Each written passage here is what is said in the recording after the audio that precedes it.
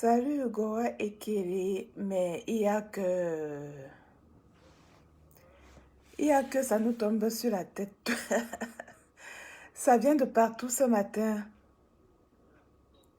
Ça vient de partout ce matin. La femme de l'ancien président camerounais est décédée. Madame Germaine Aïdjo est décédée. Timi Evuna serait aussi décédée. Le coup d'État au Tchad. Mais je me pose juste la question. Djepola, c'est quoi? On t'a dit que c'est la musique ici. Pour parler, il faut prendre son temps. Donc, toutes ces informations nous interpellent. La libération de la Centrafrique, la mort d'Idriss Déby, qu'est-ce que cela nous inspire? Déjà, il faut faire remarquer que la semaine dernière, la justice sénégalaise a rejeté la demande de libération. Je ne sais pas si c'est une demande de libération provisoire de l'ancien président Hissène Habré. Et vous savez, Hissène Habré est aussi un ancien putschiste, un ancien assassin qui a dirigé le Tchad des mains de fer avant d'être chassé, avant d'être poussé à l'exil par Idriss Déby. Et Hissène Habré est condamné à perpétuité au Sénégal et l'Afrique avait décidé de le juger pour qu'il échappe à la Cour pénale internationale. Et donc, il était reproché au président Hissène Habré d'avoir, j'ai dit président, il ne mérite pas ça, au dictateur Hissène Habré, il lui est donc reproché d'avoir tué 40 000 Tchadiens. Comprenez bien, 40 000 Tchadiens. Et c'est dans ce contexte-là que le rebelle qu'il était, Idriss Déby, a chassé Hissène Habré et a pris le pouvoir et s'est emparé du pouvoir. On s'était attendu à ce que Idriss Déby instaure un semblant de démocratie. On s'était attendu à ce que Idriss Déby remette le pouvoir aux civils. On s'était attendu à ce que Idriss Déby construise un état de droit, qui mette sur pied les socles de la démocratie. Mais ce qu'il n'a pas fait.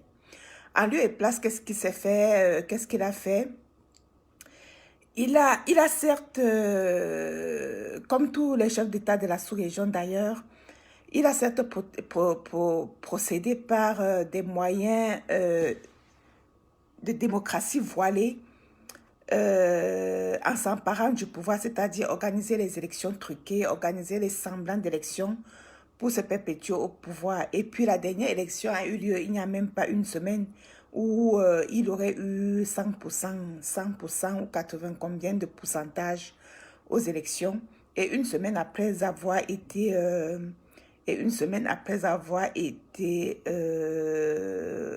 j'allais dire, installé à ses nouvelles fonctions, le coup d'État éclate. Disons que, et ce coup d'État éclate après que lui-même s'est fait proclamer maréchal. Je ne sais pas ce que maréchal veut dire. Et puis il s'habille comme Bokassa, tout pompeux, en fait, il s'habille tout pompeux pour terroriser les Africains, en fait, c'est ça. Et ça, avec le couronnement et le soutien de la France.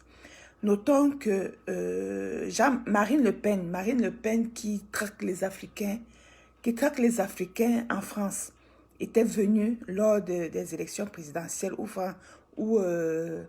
Emmanuel Macron avait été élu, solliciter l'aide tchadien qui avait financé sa propagande électorale.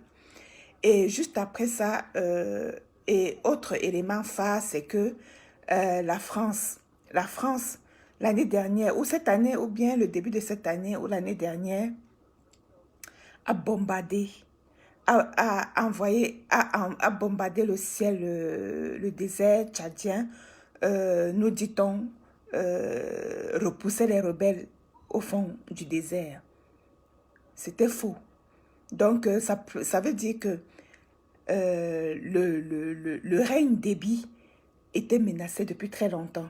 Et la France avait envoyé des raids dans le désert pour chasser ce qu'il appelait les terroristes venus de Libye. Et même maintenant, le ministre de l'Intérieur français a fait un communiqué où il précise que, des rebelles ou des terroristes venus de Libye. Donc, il ne précise pas que ceux qui sont en train de chasser, ceux qui ont pénétré le Tchad, ils sont des Tchadiens. Mais il prétend que ce sont des Libyens. Pour faire comprendre au monde entier que ce sont des terroristes. C'est faux. Ce sont des Tchadiens qui avaient été refoulés. Et peut-être parmi ces Tchadiens, il y a même le soutien d'Abré parmi eux, qui aussi se vengent et qui ont toujours gardé cette rancune envers le système Déby. Donc, ce sont les Tchadiens qui ont bel et bien, qui sont bel et bien au front pour renverser le dictateur Déby. Ce ne sont pas les Libyens, comme le prétend le ministre de l'Intérieur français. Et puis, autre constat, c'est que la France s'est retranchée dans un silence assourdissant. Elle n'a fait que appeler ses ressortissants à ne pas quitter le Tchad ou alors à ne pas tenter de sortir du Tchad, de N'Djamena, parce qu'effectivement la ville est menacée. Voilà tout ce qu'elle a fait. Mais c'est un silence, ce silence de cimetière, ce silence assourdissant de la part de la France est tout simplement une hypocrisie macabre. Ce que moi j'appelle une hypocrisie macabre. Parce que, vous savez, la France est aux prises avec plusieurs maux, à savoir la pandémie, à savoir plusieurs guerres dans la sous-région. La France est en guerre dans les déserts nigériens. Là, je dis bien nigérien, je n'ai pas dit nigérian, parce qu'il y a la différence entre nigérian et nigérien. La France est en guerre dans le désert nigérien. La France est en guerre encore peut-être au Mali, parce qu'elle ne peut pas totalement quitter le Mali comme ça. La France est aussi en guerre au Liban. Oui, la France a encore ses bases au Liban. Souvenez-vous de la crise libanaise de la dernière fois. La France a également ses bases là-bas. La France demeure toujours en Syrie. Et donc, la France est aux prises avec la Covid. La France est harcelée, est humiliée pour ses prises de position, pour son soutien aux dictateurs, et spécifiquement au niveau de l'Afrique centrale. Souvenez-vous que les Italiens ne sont pas passés par 4 chemins pour dire clairement à la France, que lui demander si elle n'avait pas honte qu'aujourd'hui, elle soit toujours... elle se base toujours sur le soutien au dictateur pour renflouer, pour faire fonctionner son économie. L'Italie lui a carrément posé cette question. Et ça a failli créer un incident diplomatique entre les deux pays. Donc, j'ai cité que la France est aux prises avec la Covid. Et il y a plusieurs autres choses où la France n'a aucun intérêt à intervenir dans la crise, dans le coup d'État. Et puis, il y a aussi que sur le plan éthique, sur le plan de l'éthique internationale, la France ne peut pas ostensiblement intervenir parce que c'est cuit. Vous savez, il y a aussi, et il faut le souligner, la situation en Centrafrique, qui fait que la France perd la Centrafrique. Et la France perdant la Centrafrique parce que la France opère en Centrafrique à travers les rebelles du Séléka et autres. La France perdant en Centrafrique, je ne vais pas rentrer dans la description de ce qui se passe en Centrafrique parce que l'armée centrafricaine, en soutien avec l'armée russe, a repoussé tous les rebelles français. Les rebelles soutenus par la France les a complètement refoulés. Et vous savez pourquoi est-ce que je parle de ça? Parce que les rebelles qui sont soutenus par la France viennent également du Tchad. Idriss Déby a ces rebelles qui empêchaient la Centrafrique de respirer. Ce sont les rebelles, les militaires envoyés par Idriss Déby qui luttaient en Centrafrique pour la cause de la France. Vous comprenez? Et donc, fragilisée par tout ça, la France ne pouvait pas intervenir pour empêcher la montée fulgurante, la montée à la vitesse de lumière des rebelles venus depuis le désert éthiopien. Ça s'appelle la bande de Gaza, en fait. Ce désert-là s'appelle la bande de Gaza. Ça a toujours été le théâtre des affrontements entre depuis Hissène Habré. Parce que quand les rebelles qui venaient embêter Hissène Habré passaient toujours par la bande de Gaza, vous vous souvenez? Donc, dans ces conditions-là, dans ce contexte-là, la France ne pouvait pas intervenir. Elle est faible économiquement. Et puis, les rebelles étaient tellement... Et il y a aussi que...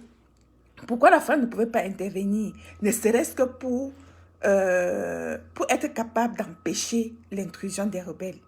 Les rebelles étaient lourdement armés et possédaient les armes les plus sophistiquées, c'est-à-dire le nettoyage. Ils possédaient ce type d'armes.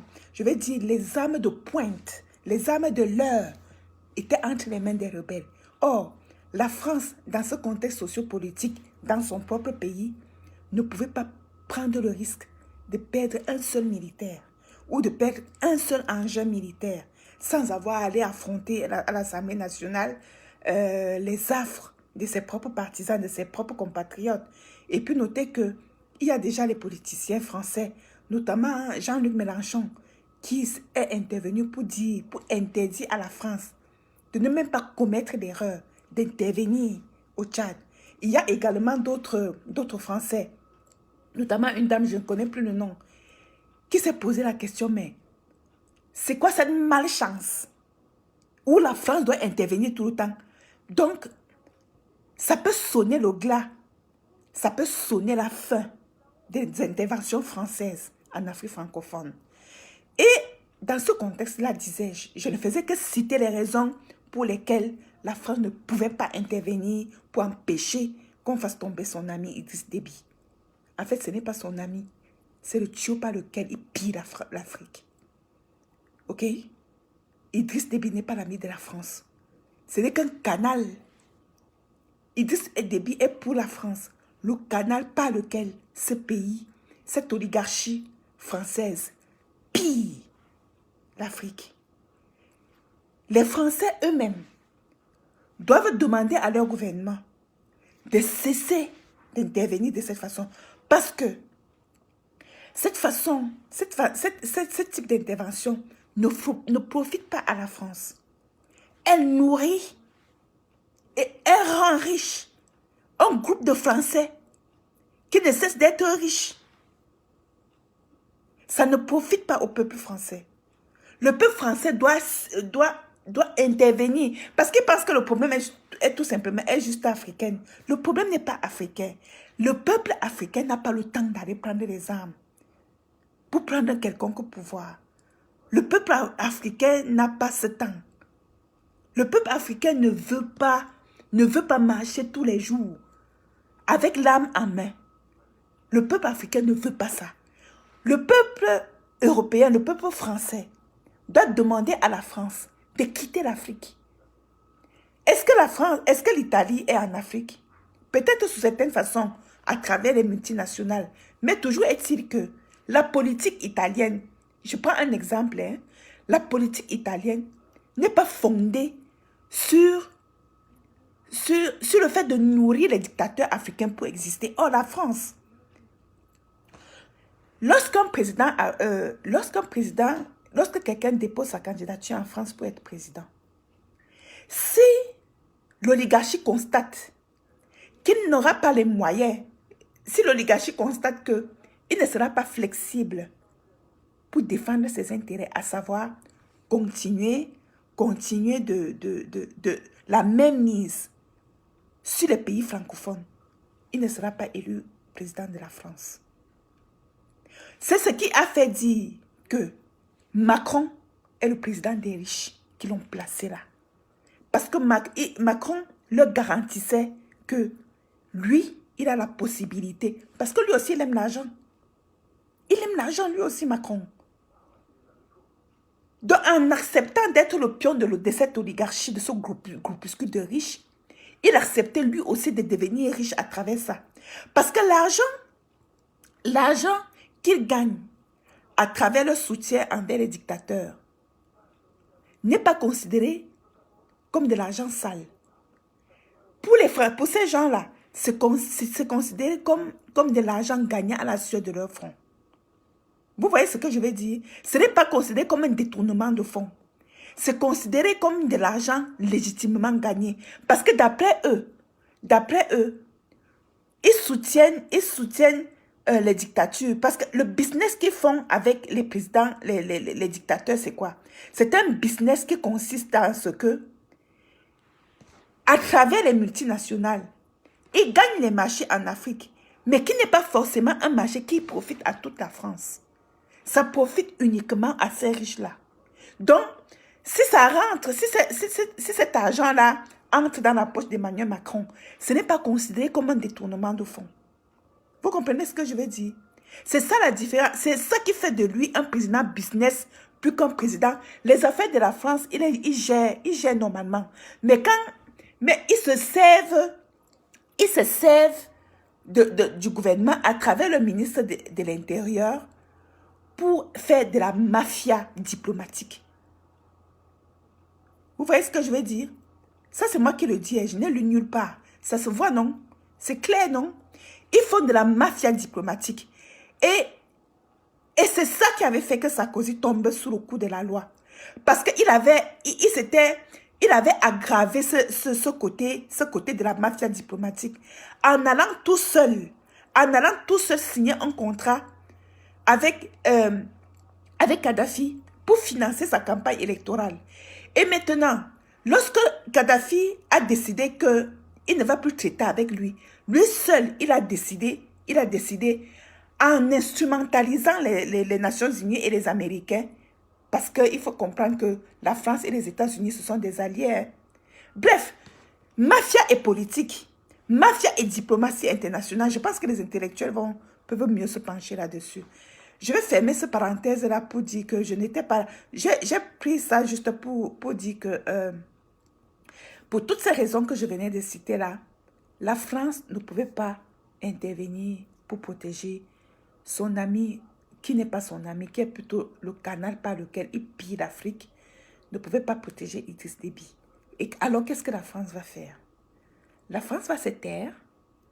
Elle va se taire et puis elle va dire, ok, je vais dealer avec le gagnant. Parce que c'est comme ça qu'elle fait toujours. Avant que Déby ne chasse Habré, la France dealait avec Hissène Habré. Est-ce que quand Hissène Habré allait en prison, la France l'a défendu? Non. Elle a laissé tomber comme un vieux chiffon et s'est mis avec Déby et a dealé avec Déby. Et il a continué à dealer avec Déby jusqu'à hier soir où Déby est tombé. Vous comprenez? Et elle va faire la même chose. Pour après dire, ah, moi je n'interviens jamais dans les affaires des Africains. Non, moi je n'interviens jamais. Et elle attend donc le prochain gagnant, que ce soit le fils de Déby, elle s'en tape. Que ce soit les nouveaux rebelles venus du désert, elle s'en tape. Vous savez, elle va dealer avec le vainqueur. Donc pour après dire, ah, moi je vais traiter, tout comme Paul Biya a fait. Paul Biya a déjà endossé ses félicitations au fils de Déby à travers une lettre et tout en lui présentant ses condoléances pour la mort de Déby. Vous comprenez? C'est comme ça que ça fonctionne. Et puis, si jamais le nouveau qui est là, ok? Si jamais la personne avec qui il deal tente d'aller à contre-courant de ses intérêts, c'est-à-dire tente de freiner les intérêts, parce qu'il faut savoir que les bases militaires françaises demeurent toujours là-bas, ok, au Tchad. Si ça avait donc La France qui s'est mise à l'écart maintenant et a laissé tuer Déby. Deal avec le nouveau, que ce soit son fils ou bien le rebelle venu de Libye, ok? Il va traiter avec elle. Mais si, dans le contrat qu'ils auront, ils refusent de protéger les intérêts français, la France va tout faire pour la déloger, pour déloger celui-là. Qu'est-ce que la France va faire? Elle va procéder comme toujours. Elle va aller à côté, nourrir maintenant les mauvais perdants. Donc, peut-être les anciens militaires d'Ibi, qu'elle va transformer en nouveau rebelle contre celui qui a refusé de protéger ses intérêts. C'est comme ça que ça fonctionne en Afrique. Je recommence. Si dans ces négociations, supposons que c'est le fils de Déby qui gagne, supposons que ce sont les rebelles qui gagnent, ok, et qui finissent par s'installer au pouvoir, la France va dealer avec ce représentant tchadien-là, ok? Elle va dealer avec elle. Donc, elle s'en tape, qu'il soit démocratique ou n'importe quoi, ce n'est pas là son problème. Si dans le deal, la France constate que la personne avec qui elle traite refuse de reconnaître, de protéger ses intérêts, ok? La France va faire comme si elle s'est reculée. Elle va laisser un petit temps. Elle va laisser un petit temps s'écouler. Puis elle va revenir puis observer bien la situation. Laisser même ses ambassades négocier, faire semblant de dire que ok, on est avec vous. Oui, on vous respecte, nous respectons le peuple tchadien, nous respectons les décisions du peuple tchadien. Elle va vous dire que ok, oui, d'ailleurs notre ambassade est au Tchad, oui, nous sommes avec vous. Elle peut laisser même 5 ans s'écouler, ok? Puis un jour, vous allez voir ressurgir un autre type de rebelle. Qu'elle a pris le temps pendant les 5 ans. Elle a pris le temps pendant les 5 ans-là de préparer tous ces rebelles et de les équiper. Ok? De bien les équiper. Et un bon matin, vous allez encore entendre qu'il y a les rebelles qui sont venus du désert dans la bande de Gaza pour déstabiliser le nouveau pouvoir tchadien. La France est derrière ça. Et elle va tout faire pour vous renverser. Et elle va tout faire pour vous faire comprendre que... Et comment elle va procéder? Elle va procéder par vous dire qu'acceptez notre aide. Ok? Si vous ne voulez pas vous faire renverser, acceptez notre aide. Mais comme... Et si vous n'acceptez pas son aide, elle va continuer à armer les nouveaux rancuniers là pour venir vous renverser. Et si vous acceptez son aide, vous finirez par accepter ses accords de protéger ses intérêts. C'est comme ça qu'elle fonctionne. Et si vous n'acceptez pas votre aide, elle va instrumentaliser de l'ONU pour faire peser sur vous que vous n'êtes pas légitime. Et c'est à ce moment-là que la France va voir que vous êtes le visage même le plus pervers de la dictature. Que vous n'êtes pas légitime, qu'il faut que l'ONU ne vous reconnaisse pas. Et elle est prête à brandir même son droit de veto pour dire que vous êtes illégitime. Et que l'ONU doit tout faire pour vous chasser. C'est comme ça que votre calvaire va commencer. Donc c'est comme ça que la France fonctionne. Elle n'est pas partie les gars, elle est là. Elle observe. Et puis elle va venir dire avec vous. Et vous allez accepter. Bon maintenant, quel est l'impact au niveau du Cameroun? Tout dépend du sérieux de celui qui va prendre le pouvoir au Tchad. Si celui qui va prendre la Centrafrique n'étant plus entre les mains des Français, les Français ayant perdu tout contrôle en Centrafrique, ok? Ayant perdu tout contrôle en Centrafrique, s'il advient que la France perd tout contrôle au Tchad, Yaoundé est fini. Et si jamais le contrôle du Tchad tombe entre les mains des Russes, Yaoundé est fini. Et vous savez quoi? La Russie a tout intérêt à ce que le Tchad ne soit plus sous contrôle français. Pour préserver sa tranquillité en Centrafrique. La Russie a tout intérêt à ce que la France dégage du Tchad. Parce que c'est la France qui opérait en Centrafrique à travers les rebelles venus du Tchad, à travers la main tchadienne, envoyée par Idriss Déby, par la main de la France. C'est mon analyse, hein. N'allez pas dire que c'est quelqu'un qui m'a dit ça. C'est comme ça. Donc, vous allez vous verser dans les trucs sentimentaux dehors, avec les passions. Non. OK? La Russie a tout intérêt à ce que la France dégage. Parce que pour fermer le bloc, je ne sais pas si c'est le bloc sud ou est de la Centrafrique, par lequel les rebelles entrent en Centrafrique, en partant du Tchad. Je n'ai pas la carte devant moi pour vous le montrer. Pour fermer ce bloc, la Russie a intérêt à fermer la voie par laquelle les rebelles partent du Tchad pour venir bombarder la Centrafrique. La Russie a intérêt à le faire. Et elle va le faire. OK? La France a perdu la Centrafrique. La France va perdre le Tchad. Quel impact au Cameroun? Et si la France blague, la Russie prend le Cameroun.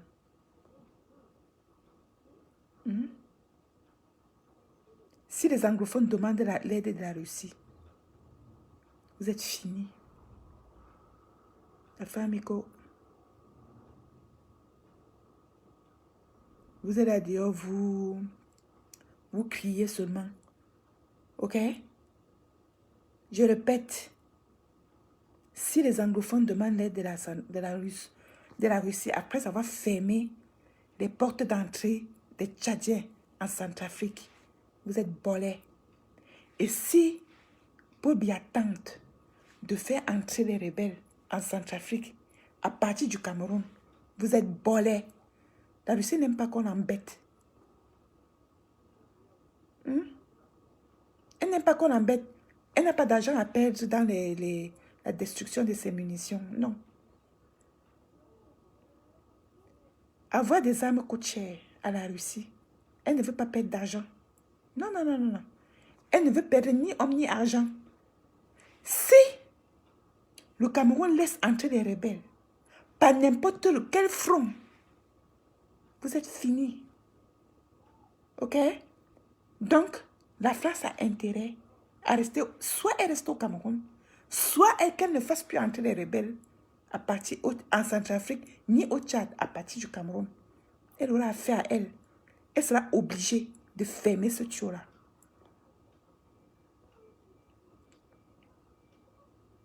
Ne vous perdez plus dans... Ça ne fait que commencer, hein? C'est ça l'impact que ça aura au Cameroun. Du moins, pour ça, la Russie n'aime pas qu'on la dérange. OK? Bon. Pour ce qui est de...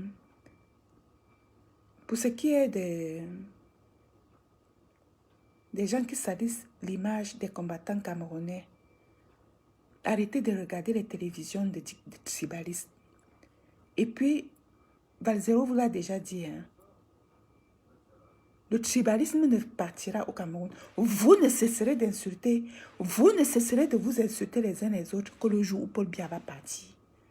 Le jour où ce système va tomber. Parce qu'ils vont toujours utiliser le tribalisme pour vous déstabiliser. C'est ça qui est la vérité. L'unique façon, c'est de leur tourner le dos. Vous partez chercher quoi à Vision 4? Jusqu'à partager ces vidéos. Vous cherchez quoi là-bas?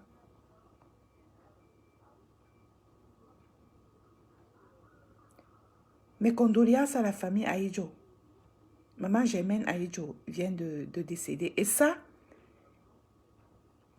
Yaoundé n'est pas au courant, hein, mais elle a envoyé les condoléances au fils d'Idriss Déby qui risque de mourir à tout moment. Pour dire ses condoléances pour avoir perdu Idriss Déby. OK? Voilà, ça c'est votre république. Mais nous autres, nous ne soutenons, nous autres les démocrates, nous ne soutenons pas les coups d'État. Nous voulons que l'Afrique L'Afrique doit construire les socles de la démocratie. C'est ce que nous nous disons enfin. Ok? L'Afrique doit construire les socles de la démocratie. Des coups d'État sont des actes barbares. Et nous voulons que le cercle infernal des coups d'État militaires et de prise de pouvoir par la force militaire s'arrête. C'est tout. Nous allons prendre notre patience pour instaurer la démocratie au Cameroun. Ok? Que vous le vouliez ou non. Pour nous, c'est ça.